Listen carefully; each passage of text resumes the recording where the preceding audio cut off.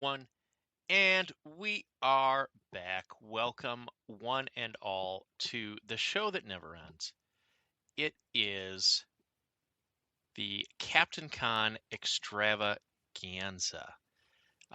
It is the kickoff to the American competitive meta, and as such, we are going to look at the CaptainCon events that went down over this past weekend in beautiful Warwick, Rhode Island, and talk all about what transpired, the good, the bad, the Kishtarian. And we won't bury the lead. Congratulations to Blake, who took down the event, winning on top table over JVM in a game of Kishtar versus Lilith. Shadowflame Shard into Sea Raiders, and Sea Raiders coming out on top in a fairly anticlimactic battle. You can catch that on the Musing Pandas stream. They were streaming pretty much all of the weekend. They streamed the team tournament and they streamed the IG Masters finals. So you got to see the finals bracket go all the way through to conclusion with some really great games. The IG itself, i.e., what you had to play in order to qualify for Masters outside of the team tournament, was on Friday, and that unfortunately was not streamed, but was very, very interesting. The way that was set up, that was 61 players, I believe, and it was set into 4 pods. And then the top 3 from each pod were cut over and brought to the Masters Finals, along with the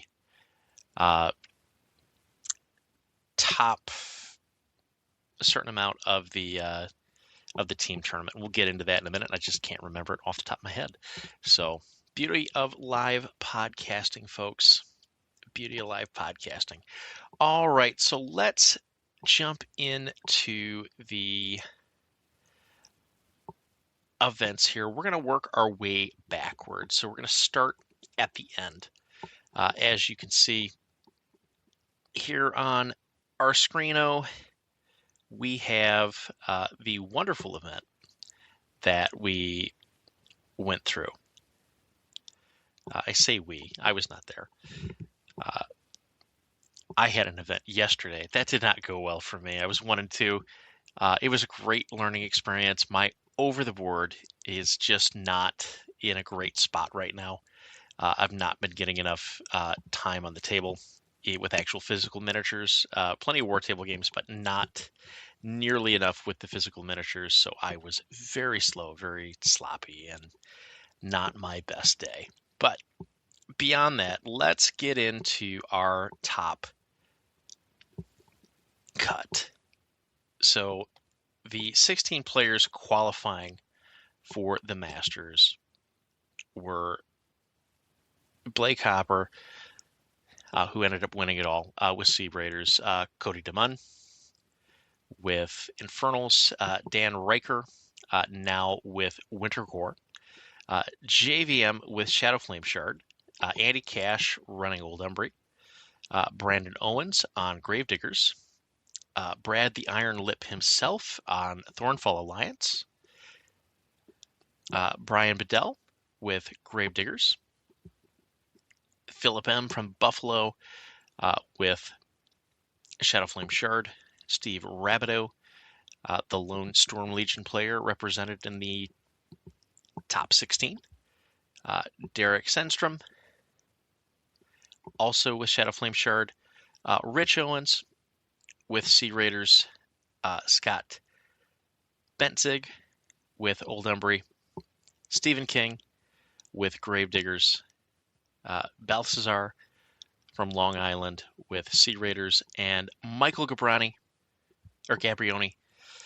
with Sea Raiders as well. So Sea Raiders, very, very popular. Let's go to our actual meta breakdown for the event. 4 players with Sea Raiders qualified in, 3 with Shadowflame Shard, 3 with Gravediggers, 2 with Old Umbry, 1 with Winter Core, 1 with Thornfall Alliance, 1 with Infernals, and 1 with Storm Legion. Your top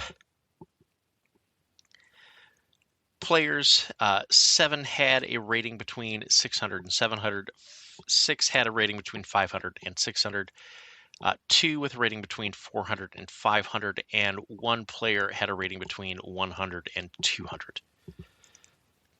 Jumping in, and pretty good eclectic mix, mostly the Northeast. However, did have a Californian, did have a Louisianan in the mix for your finals. So truly eclectic. All right, on to our advanced statistics, as is our way on the show. Winter Core had a 75% win rate at the finals. They went 3-1. They took Borashek and Yana. Yana was 1-1 on the day, and Borashek was 2-0. For Infernals, also 3-1, also 75% win rate.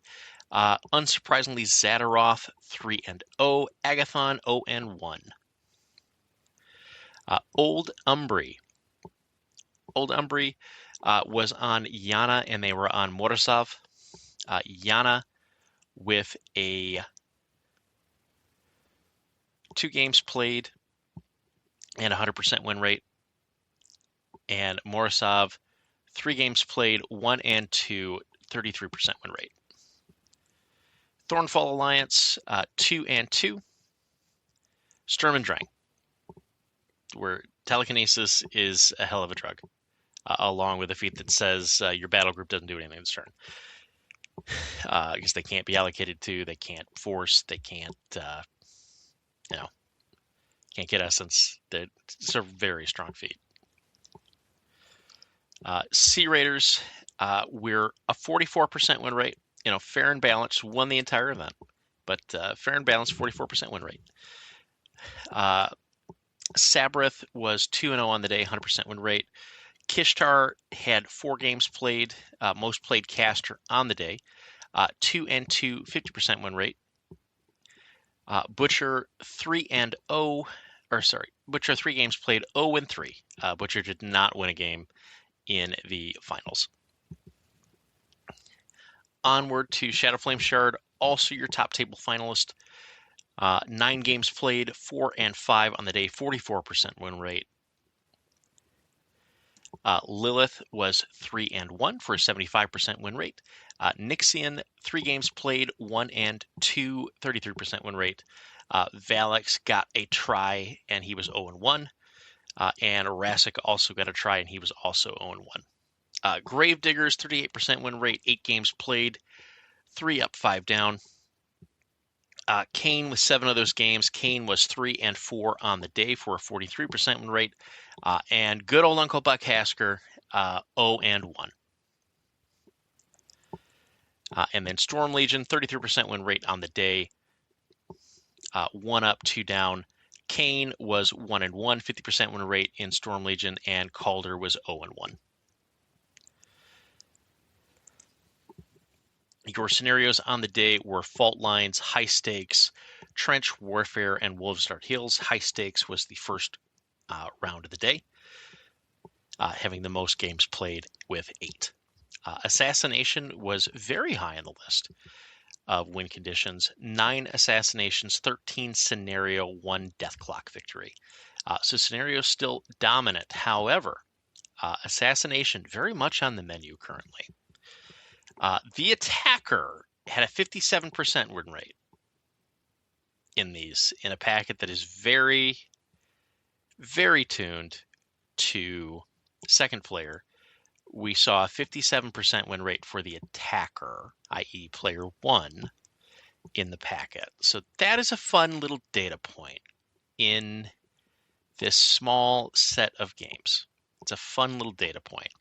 However, looking at the scenarios played, these scenarios, I think, have less of an overt bias to second player. They are still biased to second player, Wolves especially. But trench warfare is fairly neutral. High stakes is relatively balanced in terms of board positioning. Fault lines also relatively balanced between player 1 and player 2. There are some ability for player 2 to gain a really strong attritional advantage in fault lines, but that one does feel like more of a back and forth. Wolves, if you can interrupt the scoring as second player on the first player, you are in a dominant position for you to be able to score that bonus. But very interesting that defender only won 43% of the time in the games present. So that is a neat little data point that we will carry forward and see how that pans out the rest of the way. All right, so it was your Iron Gauntlet finals. Definitely check out Musing Panda to watch the streams. Really great commentary all weekend from them. A whole group came in from different spots. Dan Jones was on the coverage as well. Alex Cosma doing Alex Cosma things. It was outstanding to listen to the commentary, see how everything progressed, and just really enjoyed listening to the crew talk through the games, which was awesome. All right, so we will now jump to the team tournament for CaptainCon as we pull it up here. So then it's the New England Team Tournament, which is a 3-player team tournament that happens every year at CaptainCon. They had 22 teams for the net. Net ended up going 5 rounds to get to a singular undefeated.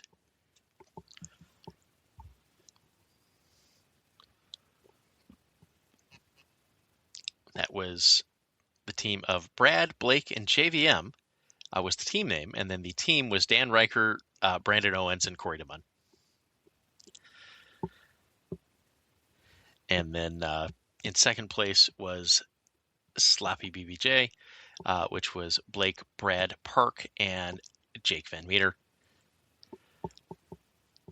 Chris Steve's His Best, which was Steve King, Steve Rabideau, and honorary Steve, Chris Gunther. That was followed up by Dumpster Fire, which was Andy Cash, Philip M., and Donald Human. There was Rick's Betrayal, which was Andy Bev, Sam Gallagher, and Ryan Johnson. There was D's Nutmeggers, Cody Hanks, Micah Bebb, and Dan Berger. Dirty Mike has hit rock bottom. It's time for a change. It was Rick Coe, Mike Gabarini, and Master Ball. Luminous Mini Resin Pig was Gatorman Pete, Dan Raven, and Rose Love. In ninth was Murder of Burbs, David Pomerantz, Eric Zegler, and Amber Pomerantz. Supple Thruple, Brian Bedell, Tommy Pajamas, and Corey Boudreau. And then in 11th place was Thugs for Less, Anthony Minerva, David Lee, and Glenn C. Rounded out your top 11 at the event. So let's talk about some of the team compositions. Taking first was a composition of Winter Core, Gravediggers, and Infernals. In second composition was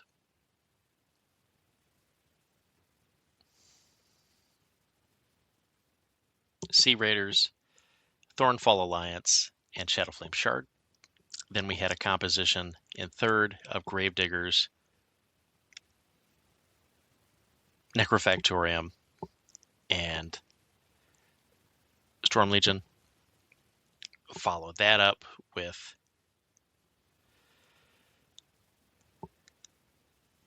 Old Umbry, Shadowflame Shard, and Sea Raiders. That was followed up with Brinebloods, Gravediggers, and Necrofactorium. Then it was Old Umbry, Dark Operations, and Dusk, House Callus. Then it was Winter Core again and double Sea Raiders in the composition. That was followed up by another Thornfall Alliance, Old Umbry, and Final Interdiction Menoth. Then Murder of Burbs was Scorn, Army of the Western Reaches, Dusk House Callus, and Trolls, Storm of the North. Sepulthruple was Gravediggers, Sea Raiders, and Necrofactorium. And then Thugs for Less to round us out with Shadowflame Shard, Winter Core, and Crucible Guard. 22 teams in all at the event. Of 3, so 66 players total. Your entire field was very red. So Winter Core had the most players at 10 across the entirety of the event. You had 9 players on Old Umbry. You had 8 players on Shadowflame Shard, 7 players on Sea Raiders, 7 more players on Necrofactorium, 6 players on Gravediggers, 4 players on Dusk, 2 on Stormfall Alliance, 2 on Infernals, 2 on Crucible Guard, 1 on Storm of the North, 1 on Armory of the Western Reaches, 1 on Brinebloods, 1 on Storm Legion, 1 on Menoth Final Interdiction, 1 on Legion of Dawn Retribution, 1 on Dark Operations, 1 on Dark Host Crix, and 1 on Grimkin.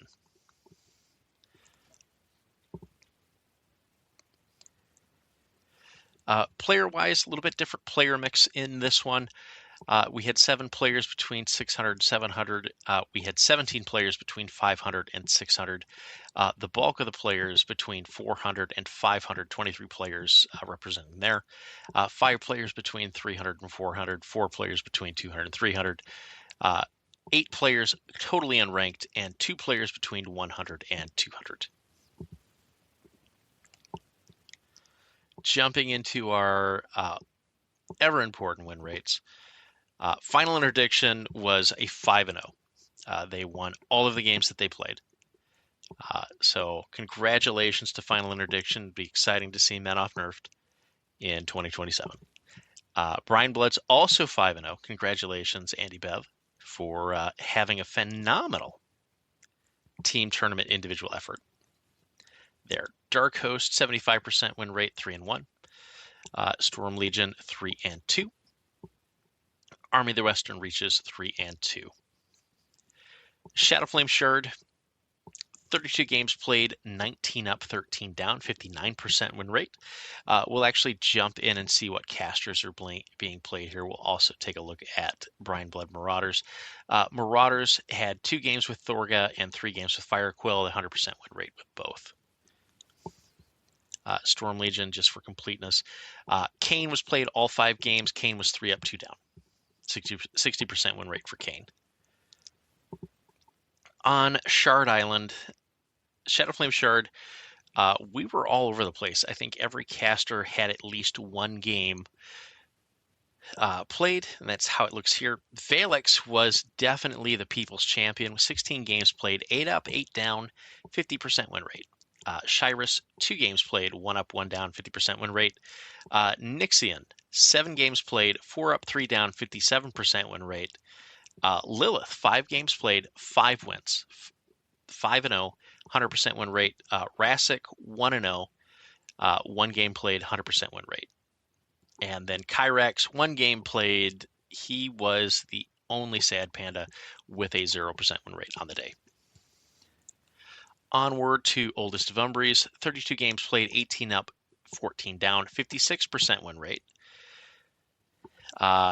You will note a distinct lack of Aslanov in the statistics here because he was not played. Reznikova, 3 games played, 3-0, 100% win rate. Yana, 15 games played, most played caster, 10-5, 67% win rate. Morozov, 4 games played, 2-2, 50% win rate. Good old Galena, 6 games played, 3-3, 50% win rate. And Bodani, good old Lesnoy, 0-4, 0%, win rate. Insight not getting it done in the team tournament. Infernals, 9 total games, 5 up, 4 down, 56% win rate. Agathon was 2-1 on the day. Almadamos was 2-2 on the day, and Zadarov was 1-1 on the day. Gravediggers, 27 games played, 14 up, 13 down, 52% win rate. Uncle Buck Hasker was 4-1 on the day, 80% win rate. Represents your best win rate in Gravediggers in the event. But Kane was the people's champion, 19 games played, most games played for Gravediggers, 9 up, 10 down, 47% win rate. McCoy, 3 games played, 1 up, 2 down, 33% win rate. Duskhouse Callus, 16 games played total, 8-8, 50% win rate. Perfectly balanced as all things should be. Speaking of perfectly balanced, let's talk about Cyrithel for a moment. Cyrithel had 4 games played, 3 up, 1 down, 75% win rate. Tyrus, 3 games played, 2 up, 1 down, 67% win rate. Moraine, 2 games played, 1-1, 50% win rate. And Helith, most games played for House Callus, 7 games played, 2 up, 5 down, 29% win rate. I think folks have caught on how to play into Helith. And I think there are some armies in the meta that are actively detrimental to her health. So we can talk about where Helith is at in some future considerations. But interesting data here. Necrofactorium, 28 games played, 13 up, 15 down, 46% win rate. Sipsira, your leader in the clubhouse, 15 games played, 10 up, 5 down, 67% win rate. Sipsira is very good right now. It is probably the best caster in Necrofactorium. She got the most tools, retained the most of her general essence, and came out of the update with the best hit fixing in the faction, along with retained power. So I think Sipsira is definitely making a lot of pairs as we move forward. Decathus, 5 games played, 2 up, 3 down, 40% win rate. Pretty interesting. Nick Kane, who I know SFG was pretty high on, at least from their AMA. 5 games played, 1 up, 4 down, 20% win rate. Not a great weekend for Nick Kane in the team tournament. Speaking of not a great weekend, Kythos, darling of the meta last year, Terror, 3 games played, 0 for 3, 0% win rate. Interesting. Winter Core, arguably the biggest glow up in the January update. 45% win rate in the team tournament. 40 games played. One of the most taken factions. But a 40% win rate, 17 up, 21 down. 2 ties. Let's get into it. Savrin, 3 games played, 2 up, 1 down, 67% win rate, highest win rate in the faction. Borashek, most games played, 8 up, 5 down, 62% win rate. Boris is in a very good spot. There's a lot to like about Boris right now in this metagame. Guns are really good. And if you have guns, using them is very much recommended. Velcool, 8 games played, 3 up, 4 down, 1 tie, 44% win rate. Sakura, 10 games played, 3 up, 6 down, 1 tie, 35% win rate. Baranova, arguably one of the strongest casters in the entire meta. Did not show it in the team tournament. 1 up, 4 down, 20% win rate. What is going on with Baranova? What is happening? Because that is not a result that I would have called prior to the event whatsoever. But the Baranova on the weekend, as we'll see, not in the best spot. And I don't. It's not computing for me as to why. I have some theories, and we'll get into it, and we'll talk about it a little bit more when we get to the individual flights and some of the nuance in the list and some nuance to Baranova, because she is not the easiest caster to play. I will say that. It looks very easy, but it is very easy to have her just randomly die, even with the larger control range, which I still think is a problem. But obviously, folks are designing for her, as they should. So, and then Yana in Winter Core, 0-1, 0% win rate, but only 1 game played. Onward to Sea Raiders, fair and balanced, 44% win rate, 32 games played, 14 up, 18 down. Butcher, 6 games played, 3 up, 3 down, 50% win rate. Sabrith, 8 and 8. Sabrith, 8 games played, 4 up, 4 down, 50% win rate. Kishtar, 13 games played, 6 up, 7 down, 46% win rate. Harusk, good old Harusk, 5 games played, 1 and 4, 20% win rate. Put him in the dumpster. Speaking of dumpster, Oriax did not play. Oriax not on the sheets. Sorry, do not pass go. Do not collect $200. You are bad, and you should feel bad. So that is where your Sea Raiders are at, 44% win rate in the team tournament. Thornfall Alliance, 40% win rate on the day, 10 games played, 4 up, 6 down. Good old Sturm and Drang, nothing beats Drang. 8 games played, 4 up, 4 down, 50% win rate. Carver, 1 game played, 0 for 1. And Arcadius, also 1 game played, also did not win.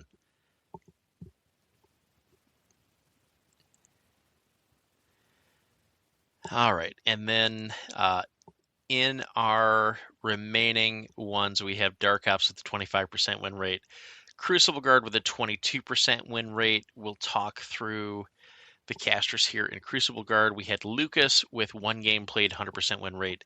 Gearhart, 7 games played, 1 and 6, 14% win rate. And good old McKay, 1 game played, 0 for 1, 0% win rate.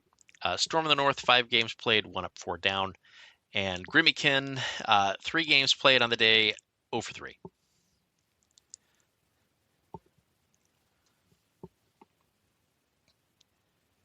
All right.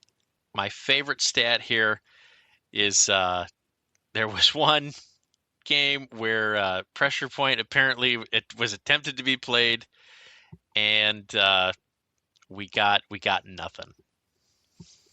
It was not a play. It looks like there was a concession or something to that effect that somebody mismarked, and I'm excited that that happened. So let's talk about the fun data here. The attacker, 49% win rate in the 136 games in the team tournament. The defender, 51% win rate. So here is more what I've been expecting to see now that we have a sample size that's a little larger. So we got up to 136 games at this individual event, which is the team tournament. In the larger sample size, we see a slight, 2% within a standard deviation favoring of the defender. This is what I would expect based on how this packet is built. I would expect this between 51 and 54% as we go forward. And I would say that that is probably the success rate that SFG was hoping for with the packet.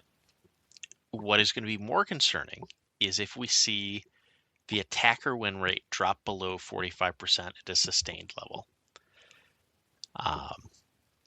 I could make an argument if it drops below 47, but I will keep it within 2 standard deviations. Here, this is essentially a coin flip. I mean, this is legitimately a coin flip. And if you've done this, and this is the result that we're going to see at large scale, and we'll see if it holds. Again, we'll see if it holds.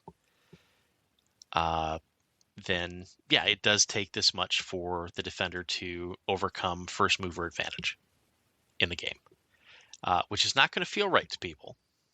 Never felt right to me. But sometimes you have to have some very strong mechanic and biases to overcome that first mover bit. And it just kind of shows you how powerful that first move is or can be. Again, some interesting data in the scenario tree. Scenario was much more represented here. 70% win rate, or 70 wins for scenario out of the 136 games. 46 games decided by assassination. 18 games went to death clock.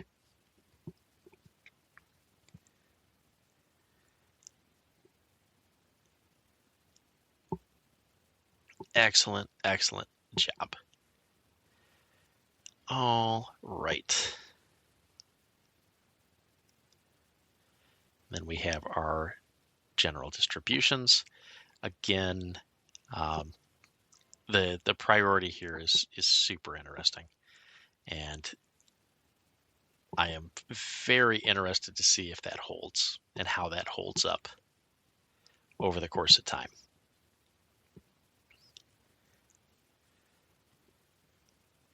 But our top three, or our top team was, again, Dan Riker, Brandon Owens, and Corey DeMunn. On the winter core side of things for Dan Riker, was playing Tatiana, paired up with Borishek. Let's talk about the Borishek list. Boris was playing a Direwolf Shield Guard head, cannon, and Flame Fist. A Great Bear with the aggressive head, a heavy cannon, and the Blasting Fist. A Mastodon with the fire support head, double deep freeze cannons, a Great Axe, and a Dozer Fist. Played a battle mechanic, played Kruger, played Velkova, played a Winter Corps officer, unit of Arcanists, a unit of Shock Trooper Gunners, the Hounds, 2 units of Snipers with Hunting Dogs. Blessing the Gods, Duck and Cover, Hit and Run, Lucky Penny, and Sapper.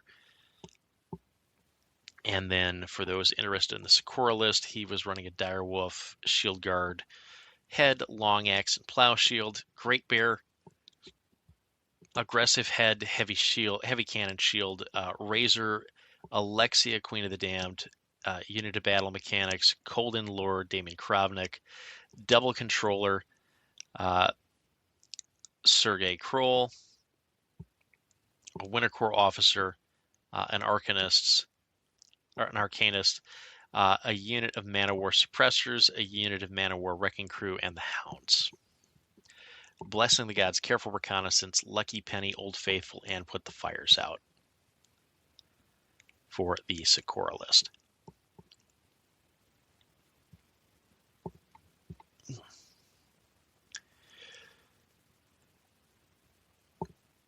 Brandon Owens on Gravediggers. Brandon's pairing was Alistair Kane and return to a classic, Major Grant Vargas.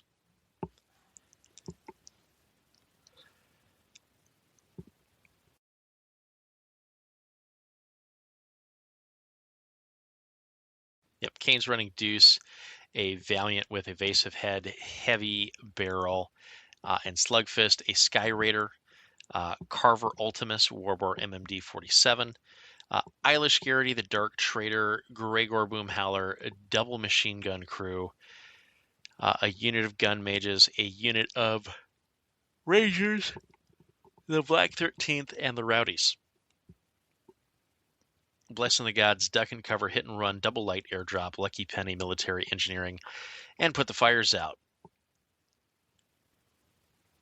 And then on Grant Vargas, Vargas was running Beaker, was running Plugger, running a Valiant with Evasive Head, Heavy Barrel, and Slugfist, running a second Valiant, also with Evasive, Heavy Barrel, and Slugfist, running a single heavy field gun, a single assault Strider, three heavy machine gun crew, two units of Gravedigger gun mages, and a unit of Gravedigger Rangers. Blessing of the Gods, one heavy airdrop, hit and run, double light airdrop, Lucky Penny, Military Engineering, and Old Faithful. And then rounding out the team was Cody DeMunn, rather, with a pairing of Agathon and Zadaroff. The Zadaroff list has changed slightly from previous builds, so let's run through that one. We have a Forebodar with a Tormentor. We have Eilish Garrity, the Dark Seeker. We have Great Princess Regina with a Forebodar. We have the Hermit. We have Rosette Devoris. We have Linda the Forgotten. We have Magnus and Invictus. The Wretch, an Umbral Guardian, Valen Hawk, Cultist Band with Preceptor Orin Midwinter, second Cultist Band, a unit of Dark Sentinels, a unit of Grievers Swarm, and a unit of Howlers. Blessing the Gods, Careful Reconnaissance, Duck and Cover, Hit and Run, and Old Faithful. In the Agathon list, we see Double Forebodar, Guardian of Souls, Alan Runewood, Lord of Ash, Eilish Garrity, the Dark Seeker, Great Princess Regina Gavnoy with a Forebodar, Hermita Henchhold, Lord Rosette DeVos, Linda the Forgotten, the Wretch, an Umbral Guardian, Valen Hawk, Cultist Band with Orin Midwinter, another Cultist Band, Dark Sentinels, unit of Griever Swarm, and a unit of Howlers. Blessing of the Gods, Careful Reconnaissance, Hit and Run, Lucky Penny, and Sapper. There, that is your top team in the team tournament.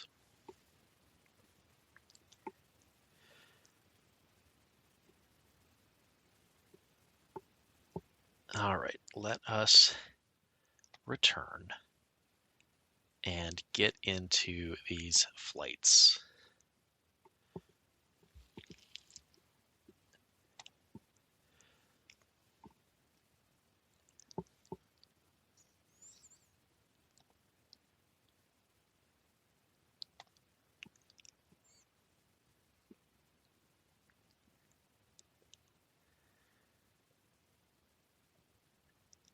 All right, flight number 1. Let's talk about the sharkiest shark tank to ever shark. This was quite the tank to get through. This tank featured Brandon Owens,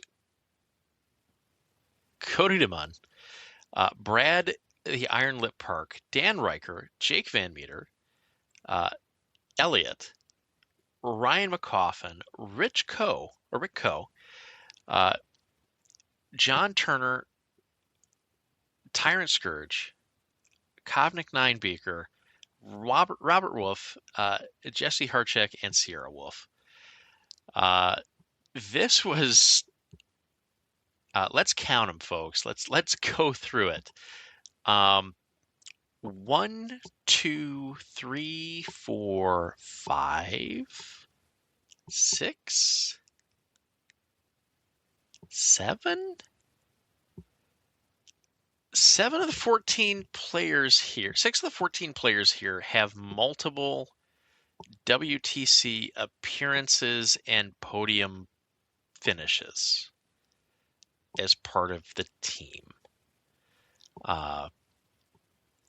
We have Ryan McCoffin in here, who is an incredibly strong player and very much in the conversation for this year's WTC. Really strong player. You've got Elliot, who has been around for a very long time over the course of multiple editions. Again, incredibly strong player. Also, John Turner, same kind of deal. This is a pod that was a gauntlet to get through, with some incredible plays throughout. Brandon Owen, Cody Munn, and Brad Park were your top 3, escaping the bracket and qualifying for Masters based on the rules of the tournament. So let's talk about some of the lists here, because I find it fascinating, and I find the data here very important to go through. So let's go first to our ever important, what's the breakdown? We had 4 players on Winter Core in this pod. We had 3 players on Shadowflame Shard. We had 2 players on Infernals, 2 players on Thornfall Alliance, 2 players on Gravediggers, and 1 player on Duskhouse Callus. Duskhouse Callus woefully underplayed to me this entire CaptainCon. As you can see from the bracket, utter Shark Tank. 5 players between 600 and 700, 4 players between 500 and 600, 3 players between 400 and 500, and 2 players who were just playing their first real big events. So congrats to them for sticking with it, being in the hardest pod at the premier event for the start of the year. So awesome job. Awesome job there. Let us jump back and talk into these lists a little bit. You can tell I'm doing this very late at night, so I apologize.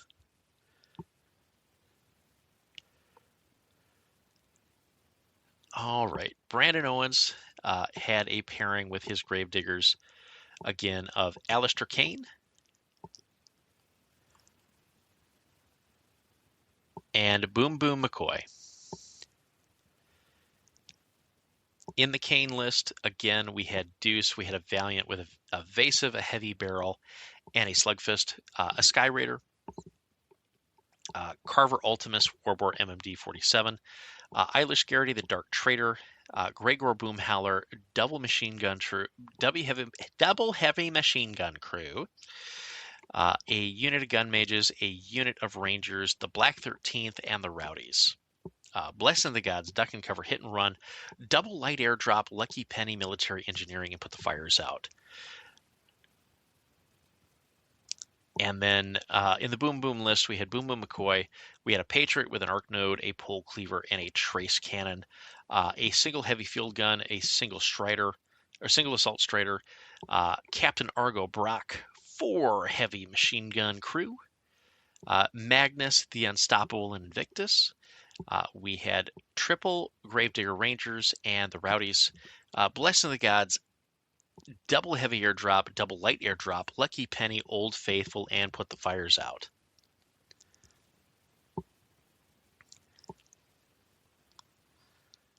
On the day, Brandon just played Kane. And Brandon was 4-0 with Kane.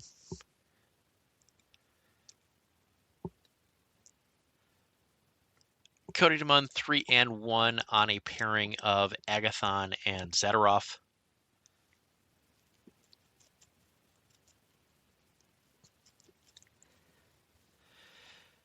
Again, same setup as his team tournament lists for Zadaroth and Agathon.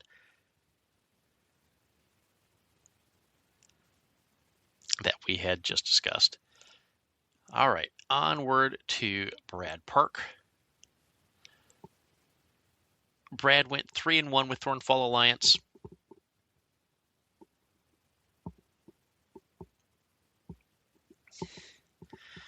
On the day, he took a pairing of Carver Ultimus and Sturm und Drang.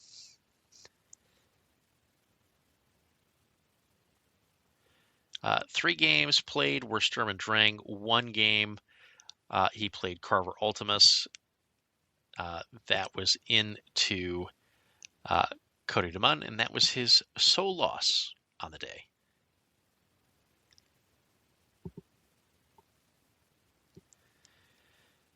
Going through the list here, Carver Ultimus had a Battle Boar, a Gun Boar, Latursus, a Warboar MMD 47, a Warhog, a Feral Razorback, double Feral Sapper, Maximus, Targ, a unit of Feral Bone Grinders, a unit of Brigands, a unit of Feral Commanders, a single unit of Slaughterhousers, and a unit of Feral Valkyries. Blessing the Gods, Duck and Cover, Hit and Run, Lucky Penny, Put the Fires Out. In the Sturm und Drang list, we had Battle Boar, Gun Boar, Latursus, a Warhog, a Feral Razorback, Magnus the Unstoppable, and Invictus. We had Targ, we have the Wastelander, we have a unit of Feral Bone Grinders, a unit of Commandos, 2 units of Slaughterhousers, and a unit of Feral Valkyries. Blessing the Gods, Careful Reconnaissance, Duck and Cover, Lucky Penny, and Put the Fires Out.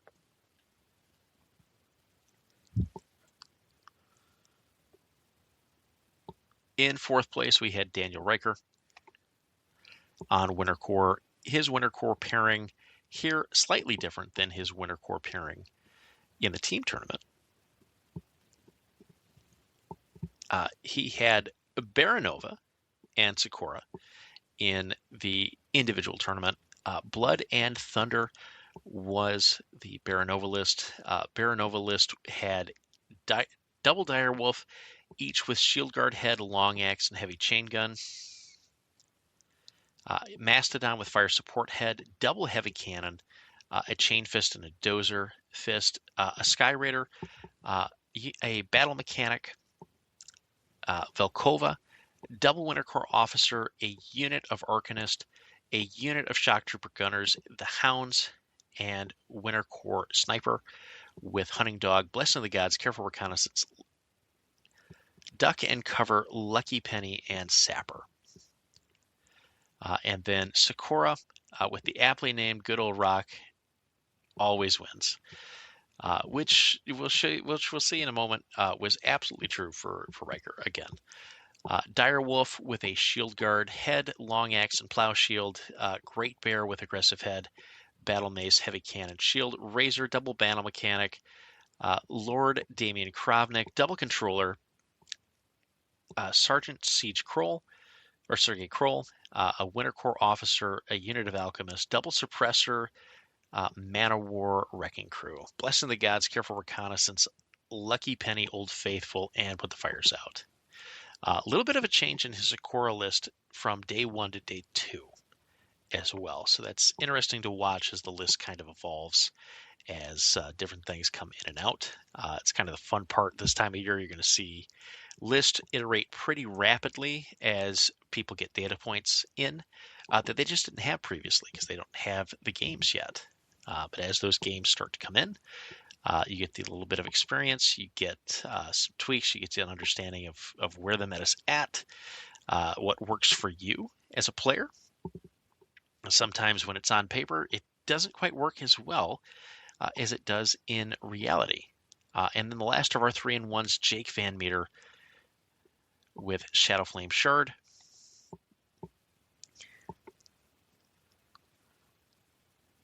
He was running a pairing of Lilith and Valex. In the Lilith list, we had Lilith, we have Aklis, we have Hydrix with Diviner Head, Double Venom Spitter, and Spineback, a Wyvern, Belagul, the Master of Pain, Pythia, a Shadowmancer Scion, an Incarnate Knight unit, 2 units of Quickfang Stalkers with Quickfang Masters, a unit of Shades, or the Shades rather, and a unit of Wormspine Shadowmancers. Blessing the Gods, Hit and Run, Lucky Penny, Put the Fires Out, and Sapper. In the Valix list, we have Valix, we have Aklis, we have a Vipex with an Asp Head, Hunter's Mark, and Impalers. We have another Vipex with Viper Head, Bladed Gale, and Impalers. We have a Wyvern. We have Belagul, the Master of Pain. We have a Wraithwing Paragon. We have Incarnate Knights. We have 2 units of Quickfang Wind Strikers, a unit of Talon Lashers, and Wormspine Shadowmancers. Blessing the Gods, defenses, Hit and Run, Lucky Penny, Put the Fires Out. So some pretty interesting lists here from Jake. The Valix list, super fun. The Impalers for the crit paralyze. The Wyvern for the crit knockdown. Again, crit knockdown on the Knights, crit Shadowbind on the Quickfang Strikers, along with now puncture damage D3. Makes those a really fun unit with Valix. Basically say that your feat goes to anything the Wind Strikers hit is now Shadowbound, which is not a bad feat, along with a unit of Lashers to go ahead and say, 6 more things are knocked down. So a lot of incidental hit fixing the list. Valix himself has a personal threat of 17. Aklis is a super cute inclusion because of the ability to shift damage with Master of Ruin, as well as just have the very valuable Cloud and a fairly decent gun in Aklis. So like that a lot. Aklis also has a couple of really fun crits.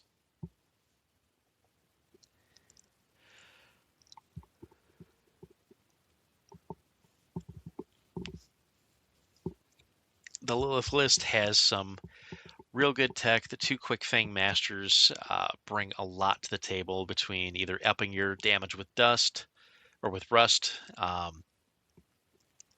providing blind to aid with hit fixing, or just control.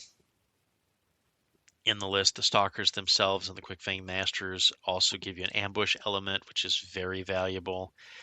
Same thing with the Wind Strikers. Those can also be ambushed. Ambushing, really, really strong in this packet. I've said it before, I'll say it again. I will say it continually. It's real good. The Diviner Head Hydrix does a lot of things for you in the list, particularly the ability to hand out Future Sight with the Animus. Very, very important for Lilith. Just aids her in being able to manage her fury a bit more efficiently.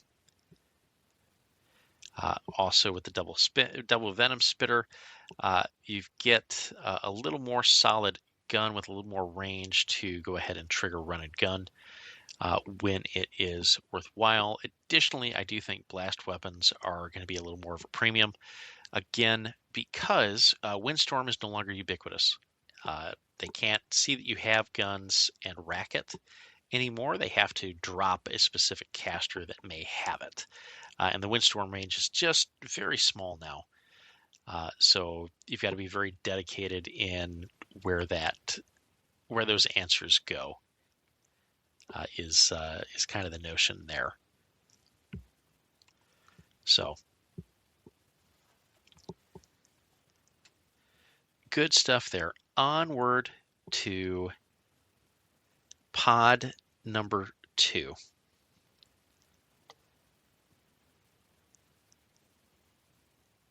Pod 2 is a little bit smaller pod. It was 11 players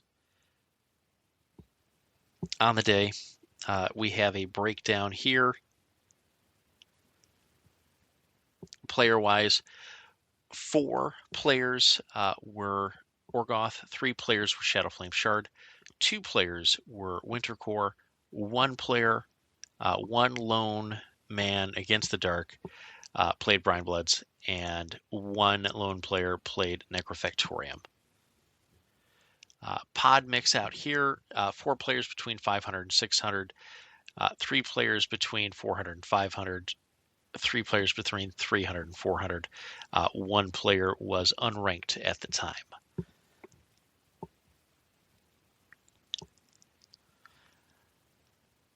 Our win rates in the pod, 75% win rate for Brines, 55% win rate for Shard, 50% win rate for Sea Raiders, 33% win rate for Necrofactorium, and 33% win rate for Wintercore. Interesting anecdote in this pod, 53% of the time, the attacker won every time. So player 1 bucking the trend with a higher than normal, higher than expected win rate in the first position for the attacker. Still getting used to saying that. All right. Derek Senstrom came out of this one along with Michael Gabarini and Balthazar. Michael Gabarini and Balthazar both on Sea Raiders, and Derek Sandstrom was on Shadowflame Shard. Shard going 4-0. Mike and Balthazar both going 3-1. Derek on a pairing of also Valix and Lilith. Valix list a little bit different here, so let's get into it. The Valix list here was Aklis, a Hydrix with Diviner Head, Horn Piercer, and double Blockhead. A Diviner Head, Horn Piercer, and Blockhead with a Blade back, which gives you Overtake. Again, second Hydrix, Diviner Head, Horn Piercer, Blockhead, and Blade back. These things are under Valix. They are what I affectionately refer to as colossal removal units. The Horn Piercer auto pierce is utterly ridiculous, and it will just remove a Mastodon from the table. It is incredibly powerful. 10 out of 10 would recommend. You can do some really funny stuff with it. We've got a Vipex with an Asped, Hunter's Mark, and Cleavers. We've got Belagul.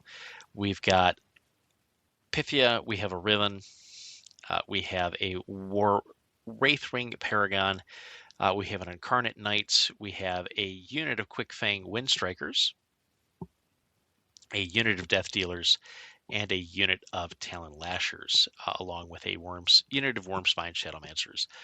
Blessing the Gods defenses, Duck and Cover, Lucky Penny, Put the Fires Out. Defenses were Triple Barrier. And then on the Lilith list, also Triple Barrier defenses.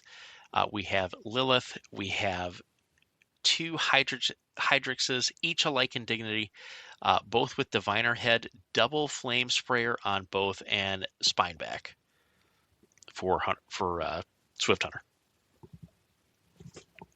Vipex with Asp Headhunters Market Cleavers, Double Wyvern, just flat out double Wyvern on top of the double Diviner. Hydrix's Belagul, Master of Pain, a unit of Incarnate Knights, a unit of Talon Lashers, and 2 unit of Wormspine Shadowmancers to help manage all of the fury you're going to be throwing around every turn as you're boosting so many fire sprays.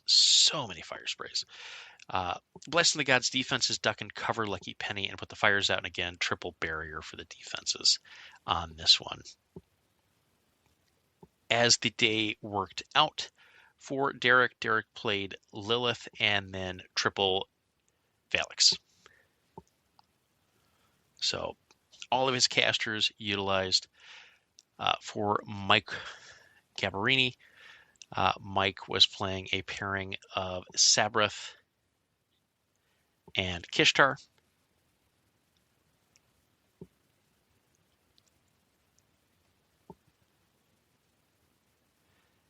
And then Balthazar was playing a pairing of Ursus and Kishtar.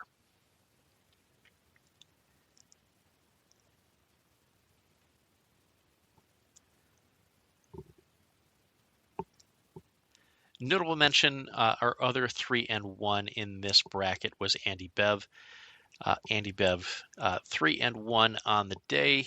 He was playing a pairing of Thorga Boomhowler and Captain Firequill. Firequill had himself a day.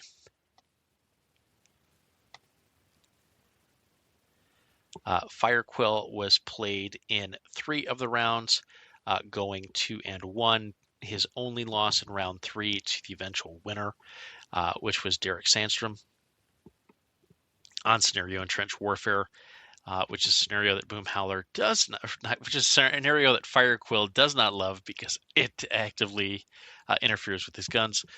And then did play Thorga in round 4 and beat Kevin Strong's Valix on Pressure Point. Unsurprisingly going second. I don't like that scenario. We're going to leave it there. We'll talk about it another show. All right. Onward to flight number 3. 14-player flight here in flight 3. Pretty strong pod overall. Again, all of these pods were fairly well strengthened. This pod, because it was a little bit larger, also had a very high concentration of 500 and 600 rated players, 500 to 600 players, and 7 400 to 500 ranked players. 1 player between 300 and 400, and 1 player between 200 and 300. From a breakdown, this was your OU pod. This was also the pod that had sort of the most eclectic mix of additional items. So our big winner in the pod was OU in terms of players. 3 players for OU in this pod, 2 players for Gravediggers, 2 players for Duskhouse Callus, 1 for Shadowflame Shard, 1 for Sea Raiders, Orgoth Sea Raiders, 1 for Krix Necrofectorium, 1 for Storm Legion, 1 for Grimkin, 1 for Dark Operations, and 1 for Wintercore. Jump in, take a peek at our overall statistics. The Defender overwhelming in this pod. This is the nightmare fuel that we like to see, ladies and gentlemen. And I say that because the Defender had a 72% win rate, and the Attacker had a 26% win rate. And that is what we call a problem. This is the type of data you don't want to see. Now, again, this is a very small sample size, 25 games. So variance can happen, and depending on how the game goes through, you can get some very awkward and odd results. But let's talk about the win conditions here. Out of the 26 games played, 11 were decided by scenario. 9 were decided by assassination. So basically within a standard deviation of each other between assassination and scenario. 3 were decided on death clock and 3 were by concession. So, yeah, that's a super interesting data point to me. Is this pod had the defender overwhelmingly favored. We have not seen that in the data elsewhere yet, but this is one of those outlier bits that I want to keep watching, because again, it's a single data point, but let's talk about how this pod is constructed. It's 14 players. The relative strength of all of the players is fairly tight, at least if we utilize ranking as a measure of how invested the player is. These are highly invested players. These are players in the ecosystem of the tournament. They're invested in that tournament system, in the Longshanks ecosystem, and they had a result where the defender won 3 out of 4 games. Just food for thought. And we had scenario and assassination being nearly equivalent in terms of their impact on the win, in terms of how folks got their win. So very interesting. Storm Legion was your overall winner of the pod. They had a 100% win rate. Sea Raiders had a very good time, 75% win rate. Same thing with Necrofactorium, 75% win rate. Gravediggers, 63% win rate in this pod. Shadowflame Shard, 50% win rate, 2 and 2 on the day. Old Umbry, 50% win rate, 6 up, 6 down for the 3 players. They were all on some combination of Yana and Galena, and Yana went 4 and 2, 67% win rate, and Galena was 2 and 4, 33% win rate.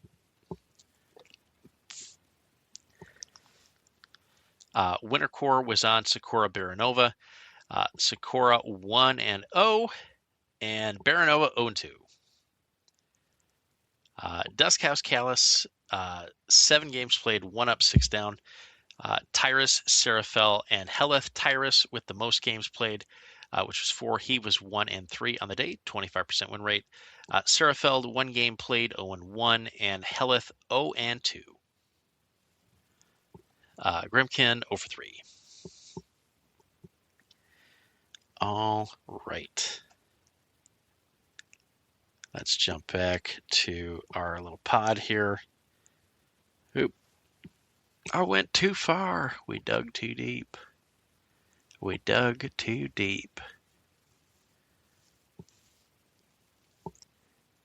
Again, our winners here, the top 3 were Stephen Rabideau on Kane Calder, Rich Owens in second, going 3 and 1 with Orgoth on a mix of Orsus and Kishtar. And then Chris Gunther with Necrofactorium on a pairing of Nikane and Sepsera. And he played Sepsera 3 times, Nikane once. And he only lost to Stephen Rabideau, which was a loss for Sepsera.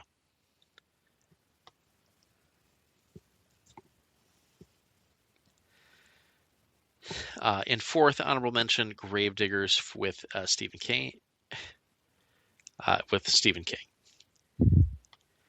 And Stephen was on a pairing of Buck Hasker, Uncle Buck, and Sparky, good old Spark Hammer. He played Hasker every round. Went 3 and 1 with Hasker. Only lost was in the finals on final table to Stephen King. Or to Stephen Rabideau, rather, on pressure points.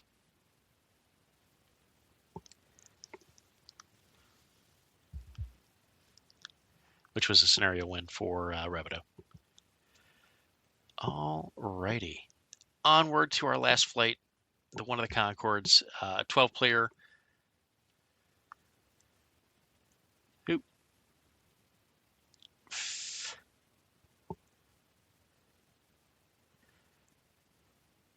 Sorry. Nope. S was the one. Let's go back to it. All right. In fourth pod, 12 players in this pod. We had a top three of Blake Hooper, who eventually wins the entire event.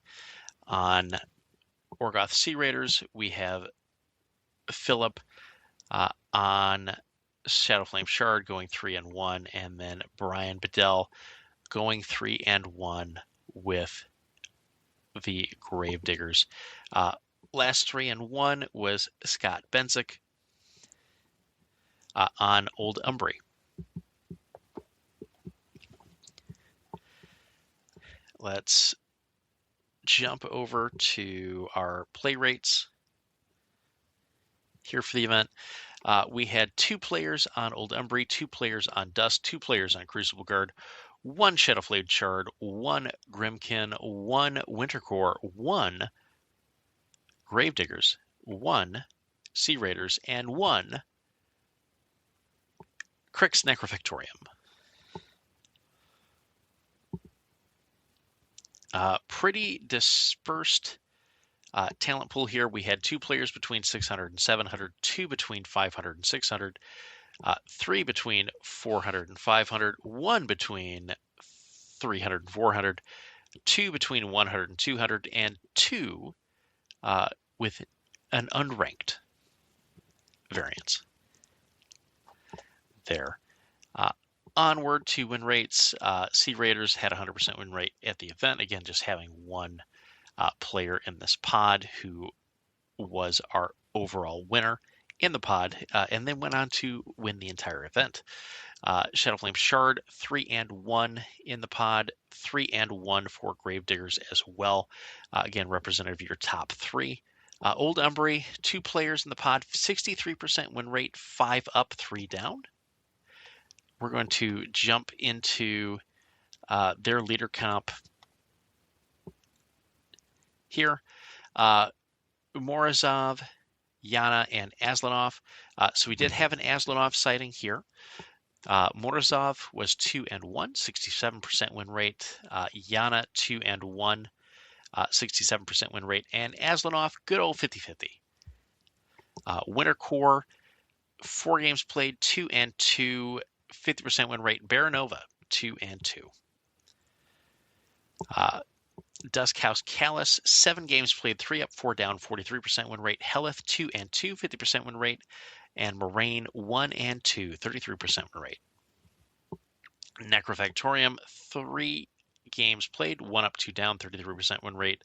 Nicane, 1-1 on the day, 50% win rate. And Morton Nabra, 0-1. Crucible Guard, 17% win rate, 1-5. Gearhart, 1-5.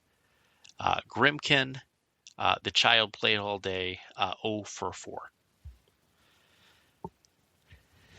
All right, let's talk briefly about pairings here in our top 4. Blake was on a pairing of Orsis the Betrayed and Kishtar. Blake's Kishtar list is very interesting. He's got Kishtar, he's got a Jackal with Advanced Deploy Head, Hunting Rifle, and Clawed Fist. He has a Tyrant with a Hunter Head, Shredder, and Quad Bolt Thrower. He has a Relentless Charge Tyrant with Belcher and Quad Bolt Thrower. He has a Relentless Charge Tyrant with Shredder and Quad Bolt Thrower. He has Reaver Commander. He has a Siege Tarrasque triple Volker Forge Master, a unit of Assault Reavers with Reaver Standard, second unit of Assault Reavers with Reaver Standard, Execrationers, and double Warwitch Coven, Blessing of the Gods, Duck and Cover, Hit and Run, Lucky Penny, and Sapper. So we're going to count them 1, 2, 3, 4, 5 units for Blake in this Kishtar build. We get to save some points because we are not running double Hunter Head. We're just running single Hunter Head Tyrant here. So you save yourself 2 points, gets you the extra Forge Master. Make sure you have guidance for all 3. Lets you keep second sight on either Kishtar or one of the other tyrants. But most of the time, Surefoot's going to be on her, or you can throw it onto the Jackal. Like it just gives you more options to ensure you have that second sight, or you have the ability to see through clouds and stealth. You know, the little things in life that really wreak havoc on your opponent. In the Orsis list, we have Azrahack, we have a Jackal with Arc Node, Mace, and Clawed Fist. We have a second Jackal with Arc Node, Hunting Rifle, and Clawed Fist. We have a Tyrant with Arcane Vortex, Shredder Head, or Shredder and Claw. We have Damian Kravnik. We have a Reaver Commander. We have a Revenant Champion. We have 2 Volkor Forge Masters. We have a unit of Reaver Skirmishers with Standard, 2 units of Rock Harriers, a unit of Barragers, and a Warwitch Coven.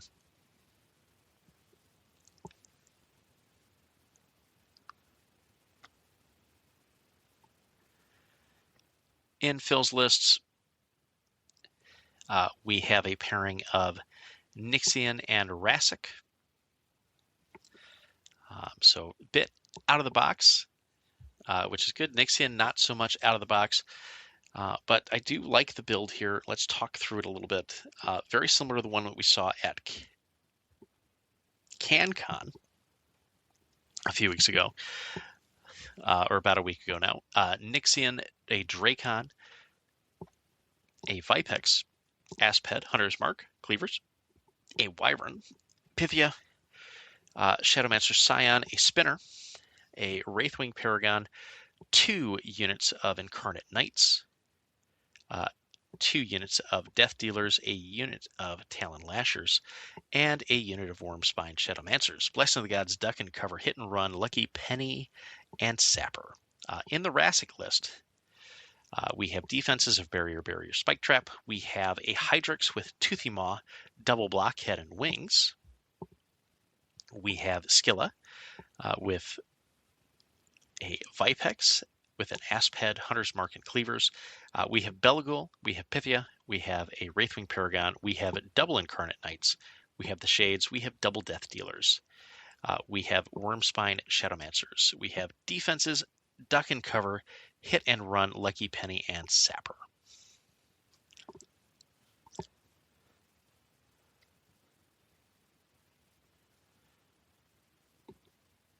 Brian Bedell on Gravediggers had a pairing of Alistair Kane and Allison Jakes. In the Kane list, we see Deuce, we see Argo Brock, we see Captain Bastion Falk, we see Carver Ultimus and Warbore MMD 47, we see Iris, we see Lieutenant Stella Baron, we see Sergeant Bruno Ramjaw, we see a unit of Gravedigger Commandos with Commando Officer, 2 units of Gravedigger Gun Mages, a unit of Gravedigger Rangers with Trollcrane Express Sniper. We see another Gravedigger Rangers, and we see the Black 13th, Blessing of the Gods, Breakthrough, Double Light Airdrop, Lucky Penny, Military Engineering, Old Faithful, and Put the Fires Out. And then in the Jake's list, we see Borealis. We see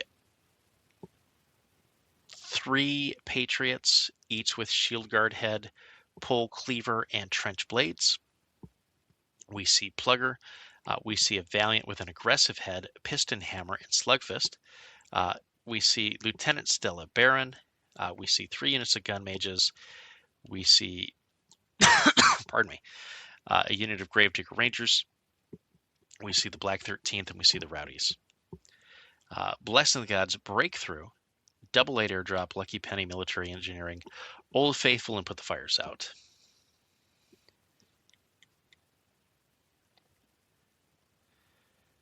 And then rounding out our 3-in-1s, we have Scott Benzig with a pairing of, in the Old Embry, of Aslanov and Morozov. In Aslanov, we see a Feral with Alki Head and Quills. We see a Primeval with a Bear Head, Bone Sword, and Enchanted Shield. We see the Starved, we see an Animist, we see the Liegeman Ursine Champion, we see Veroni, we see Chosen of the Witch, we see double Liegeman Ursines, we see a unit of Liegeman Wardens, we see Shearlings, and we see the Hounds. Blessing the Gods, Breakthrough, Hit and Run, Lucky Penny, and Put the Fires Out. This is paired up with Casimir Morozov. Morozov with a Primeval with a Bear Head, Bone Sword, and Enchanted Shield. We see Strix, we see the Starved, we have an Animist, we have a Liegeman Champion, we have double Ursine Apex, double Ursine Shifted, we have Veroni, we have 2 units of Liegeman Wardens, each with a Primalist, we have Shearlings, and we have the Hounds. Blessing the Gods, Defenses, Hit and Run, Lucky Penny, Put the Fires Out. And that rounds out your tops. All right. So we say all that to come back to where we were at the beginning, with Sea Raiders winning, with Kishtar over Lilith, Blake over JVM in the IG Masters Qualifier final. Blake taking down CaptainCon with a pairing of Kishtar and Butcher, using all of his skill set to win the 16-player event today, or yesterday at this point. Again, really strong field that he was playing into. Round 1, played into Morozov, won on scenario and high stakes, 5-2. Took about 50% of the army, 47 points destroyed, to 24 for Morozov. That was with Kishtar. Then he played Brandon Owens. He played Sabrath into Brandon, won on scenario with Wolves. 17 army points destroyed in that one. Pure scenario victory. 11 points scored. 70 army points were taken. Brandon took 70 points of the Sabrath army, but was not enough to overcome the scenario deficit, and goes down 11-6. Coming back in round 3, also into Morozov. This time Andy Cashes piloted Morozov. Sabrath piloted in. 37 army points for Blake, 6 control points. Andy Cash, 52 army points, 7 control points. On fault lines, however, Blake wins by assassination with Sabrath on Morozov. Not a mean feat. Morozov is fairly difficult to remove, so that is a testament to how powerful Sabrath can be in the assassination run. Again, she has 17 inches that she can reach out and touch you with before any overtakes. So something to keep in mind. And then in the finals, Blake pulled out his Kishtar again, took out 38 points of JVM's army on trench warfare, 8 scenario points to Jake's Lilith's 2. Lilith was unable to remove any of Blake's army. and Blake wins on scenario 8-2. Couple of attempts by Jake in that game to get Kishtar. Kishtar was on a 0 camp. Jake did have a couple of shots with re-rolls into Blake while she was on 0 camp with the shades, and just wasn't able to bring it through. I think the math says it's something like a 35%er there, but was probably, based on the way that game went, probably Jake's best chance to win that game, based on some mispositioning early in the game, and not unpacking properly, or being overly aggressive at points and underly aggressive at others. There's some good discussion on Musing Panda stream for that. Definitely check out that game in particular, just because the after game discussion between Blake and JVM is some absolute gold that you should go and listen to. So yeah, CaptainCon's in the books. I think that we're seeing that guns are going to be a very big part of this meta. I think you have to have a plan for them. You should probably be bringing some of your own. Winter Core is definitely a factor in the meta. Again, they ended up in third in the finals, but it was not Baranova. It was Borashek and Sakura together.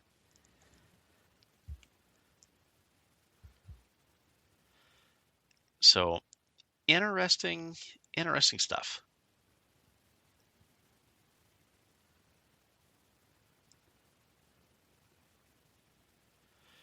I'm sorry. Here was Yana, and Borashek was Riker's pairing on the day. And again, 3-1. Used Borashek twice and used Yana twice. Was 1-1 with Yana and was 2-0 with Boris. So it's interesting. I think Winter Core is a lot deeper than expected.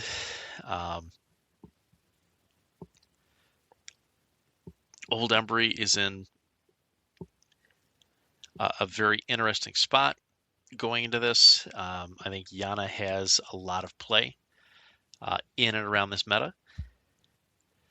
A lot of things that she can do.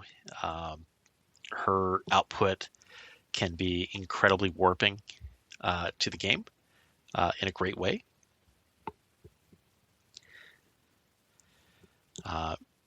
She can just make numbers bigger. You have Morozov, who may or may not be a solve for guns. I don't know if it's him specifically, or if it is just putting enough of the package together and using that package on another caster that also has something else that could be just as, if not more effective. But I don't know yet. I don't know. That's the fun part. But we do know that Morozov, so far, both at CaptainCon and at CaptainCon, did seem to be just about the solve for the gun meta. So, or at least a potential option and answer. That said, we'll see how it holds up over time as we tweak through it, and we'll see what other things we can do to improve our odds. Because right now, OU is what I'm playing. OU is what I'm focused on, and trying to find a solve for the developing gun meta is definitely high on my priority list. So I wish you well. We will talk about CanCon in another episode, but I wanted to get the CaptainCon episode out because it was hot off the presses. Thank you for listening, and remember to like, share, subscribe, all the things. We also have a TikTok now. So if you like TikTok, or if you don't like TikTok, but you want more content, I'm doing a lot of content over there these days in terms of short form video, as well as live paint talks, where I will paint, teach you some painting technique, and also just talk about the game, talk about life in general. It's a lot of fun. We have a great time doing it. So come check us out, hang out with us. Thank you. Good night. Please like, share, subscribe, and we appreciate each and every one of you, and we'll see you in the next one.